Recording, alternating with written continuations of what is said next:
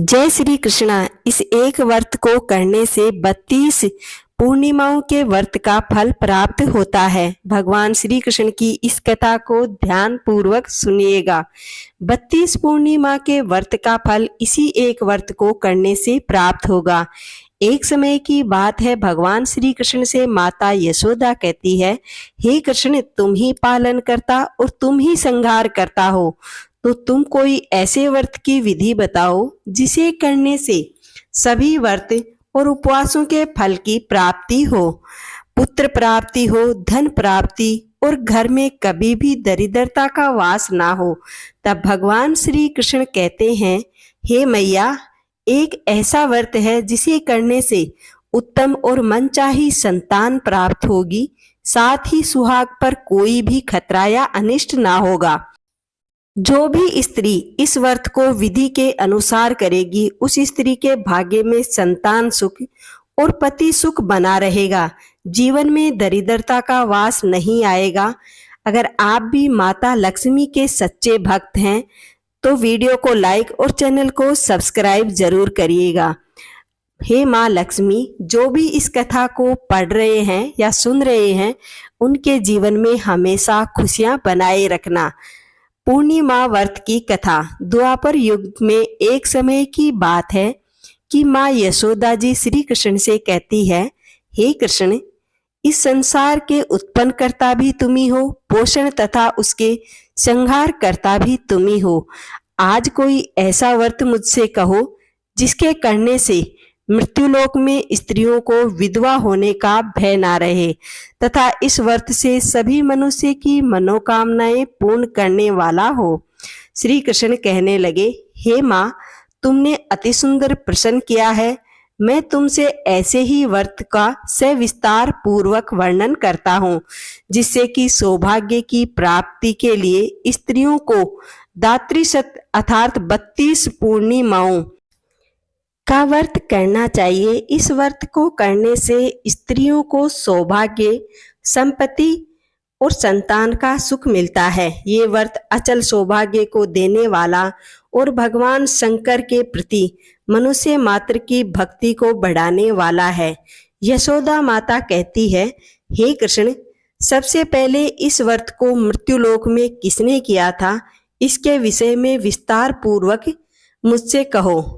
श्री कृष्ण जी कहने लगे, इस व्रत को सबसे पहले भूमंडल पर एक अत्यंत प्रसिद्ध राजा चंद्रहास से पालित अनेक प्रकार के रत्नों से परिपूर्ण कातिका नाम की एक नगरी थी। वहां धनेश्वर नाम का एक ब्राह्मण था और उसकी अति सुंदर और सुशील रूपवती पत्नी थी। दोनों ही उस नगर में बड़े प्रेम भाव के साथ रहते थे। हे मैया, उनके यहाँ धन धान्य आदि की कोई कमी ना थी। उनको एक बड़ा दुख था, उनको कोई संतान ना थी, जिस वजह से वो बहुत ही दुखी रहते थे। एक दिन एक बड़ा तपस्वी योगी उस नगरी में आया। वह योगी बाकी सभी घरों से भिक्षा मांगकर भोजन किया करता था, लेकिन उस ब्राह्मण के घर से भिक्षा नहीं मांगा करता था। एक दिन योगी गंगा किनारे भिक्षा मांगकर प्रेम पूर्वक खा रहा था कि धनेश्वर ने योगी को ये सब करते देख लिया। सब कार्य किसी प्रकार से देख लिया। अपनी भिक्षा अनादर से दुखी होकर धनेश्वर योगी से बोले, और सभी घरों से भिक्षा लेते हो आप, परंतु मेरे घर की भिक्षा कभी नहीं ली, इसका क्या कारण है योगी? तभी योगी कहने लगा कि आपके धर्म हमें इस बात की आज्ञा ही नहीं देता है कि हम आपके घर से भिक्षा लें, इसीलिए हम आपके घर भिक्षा लेने नहीं आते, क्योंकि अभी आप गृहस्थ जीवन में एक सुख से वंचित हैं। आपके घर में संतान होने पर मैं आपके घर से भी भिक्षा स्वीकार कर लूंगा। उन्होंने कहा कि जिसे संतान नहीं है, उनके घर से भिक्षा लेने से मेरे भी पतित हो जाने का भय रहता है। तभी धनेश्वर कहते हैं, ये बात सुनकर वो बहुत दुखी हुए और हाथ जोड़कर योगी के पैरों में गिर पड़ा तथा दुखी मन से कहने लगा, आप मुझे संतान प्राप्ति के उपाय बताएं। आप सर्वज्ञ हैं, मुझ पर अवश्य ही आपकी कृपा होगी तो कृपा कीजिए। धन की मेरे घर में कोई कमी नहीं है, लेकिन मैं संतान ना होने के कारण बहुत दुखी रहता हूँ। आप मेरे इस दुख का हरण कीजिए। ये सुनकर योगी कहने लगा, तुम चंडी की आराधना करो। और घर पहुंचकर उन्होंने ये सारी बातें जो योगी ने कही वो अपनी पत्नी को बताई और खुद वन में चला गया। वन में पहुंचकर उसने माता चंडी की आराधना की और उपवास किया। चंडी ने 16 दिन उसको सपने में दर्शन दिए और कहा कि हे धनेश्वर, जा तेरे पुत्र होगा, लेकिन उसकी आयु सिर्फ 16 वर्ष की होगी। 16 वर्ष की आयु में ही उसकी मृत्यु हो जाएगी। अगर तुम दोनों स्त्री और पुरुष 32 पूर्णिमाओं का व्रत करोगे तो ये दीर्घायु हो जाएगा। जितना तुम्हारा सामर्थ्य हो उतने ही आटे के दिए जलाकर शिव जी का पूजन करना, लेकिन पूर्णमासी 32 ही होनी चाहिए। सुबह होते ही तुम्हें इस स्थान के पास एक आम का पेड़ दिखाई देगा। उस पर चढ़कर एक फल तोड़कर अपने घर को चले जाना। अपनी स्त्री को इस बारे में बताना।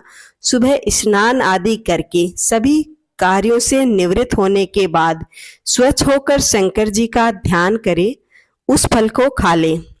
तभी शंकर भगवान की कृपा से उसको गर्भ भी ठहर जाएगा। तब ब्राह्मण सुबह उठा तो उसे उसी स्थान पर आम का पेड़ दिखाई दिया और वह उससे फल तोड़ने के लिए चढ़ा, लेकिन वह पेड़ पर चढ़ ना पाया।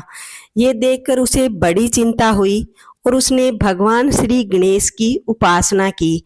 भगवान श्री गणेश ने कहा, हे रिद्धि सिद्धि के दाता, हे दया निधि, अपने भक्तों के विघ्नों का नाश करने वाले, मंगल कार्य को करने वाले, दुष्टों का नाश करने वाले, रिद्धि सिद्धि देने वाले, आप मुझे इतना बल दे कि मैं अपनी मनोकामना को पूरी कर सकूं।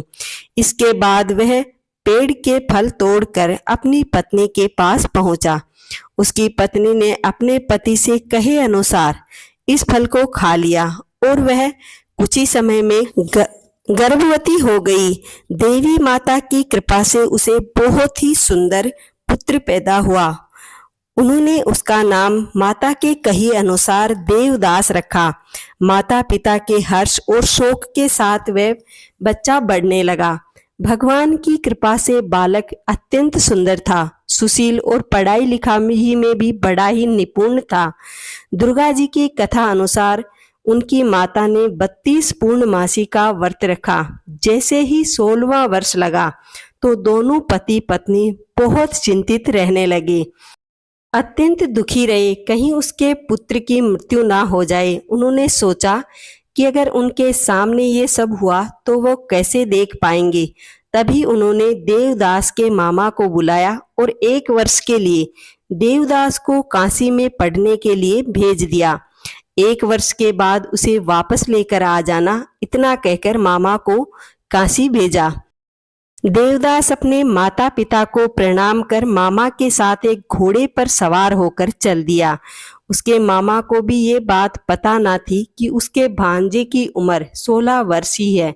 दोनों पति पत्नी ने 32 पूर्णमासी का व्रत पूरा किया।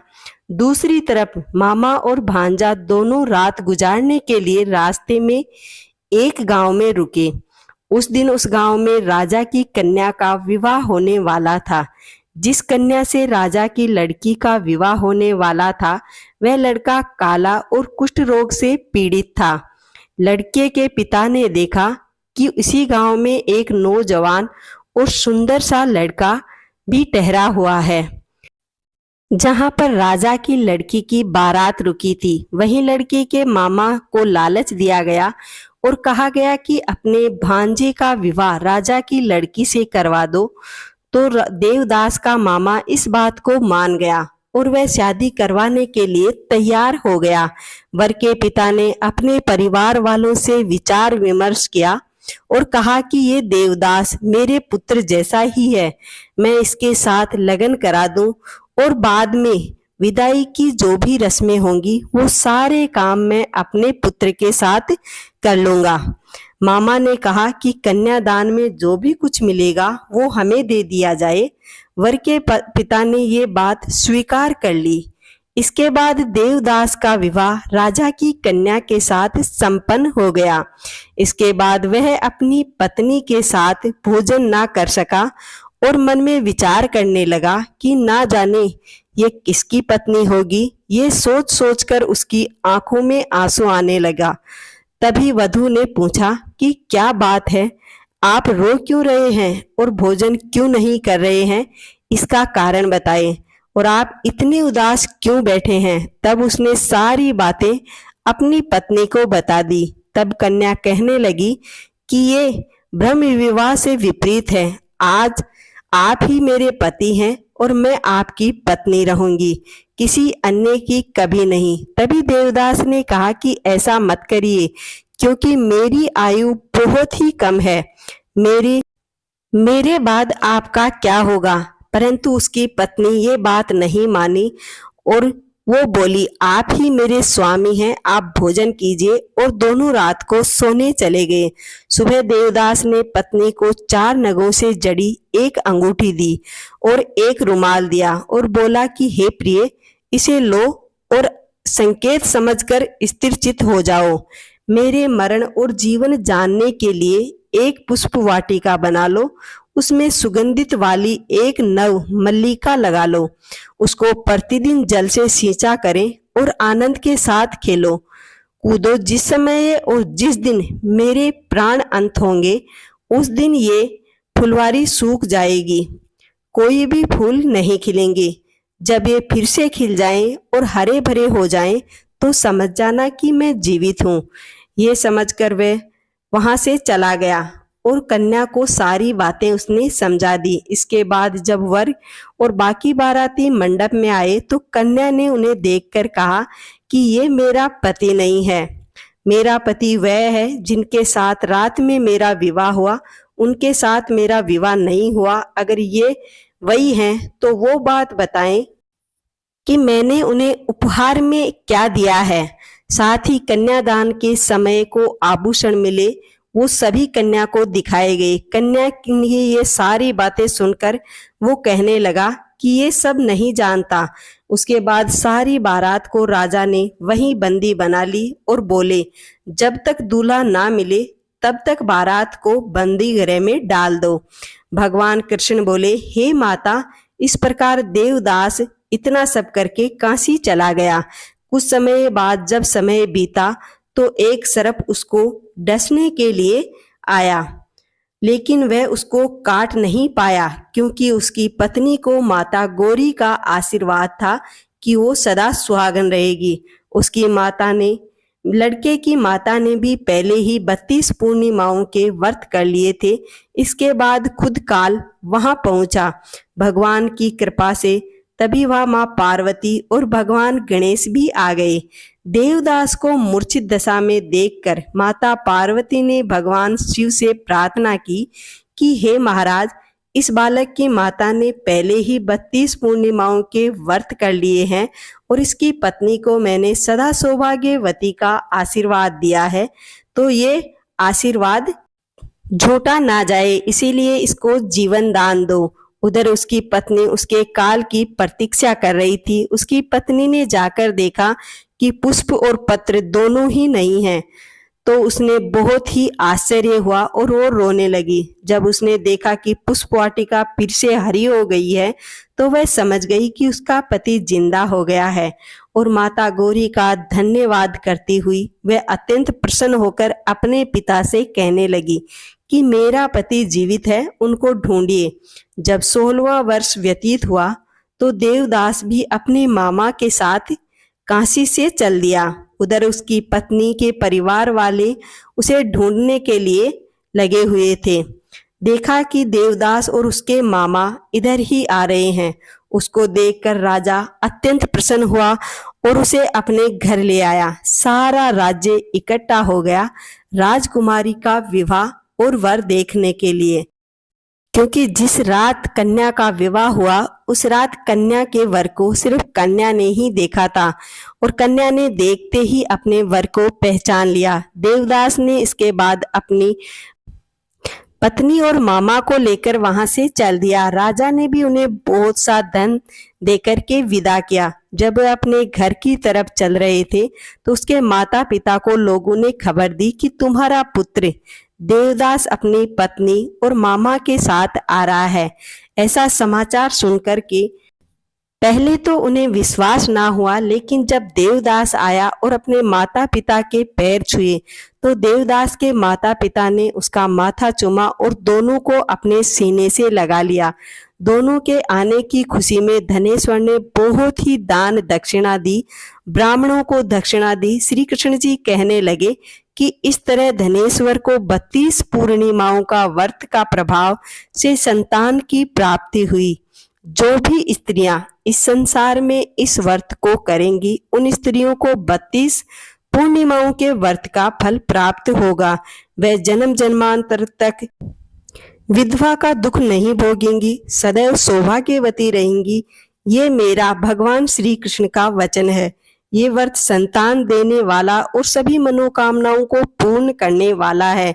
इसलिए इस व्रत की जो भी मनोकामनाएं हैं उनकी पूर्ति हेतु इस व्रत को सभी स्त्रियों को करना चाहिए और इस व्रत की कथा सभी को कहना चाहिए।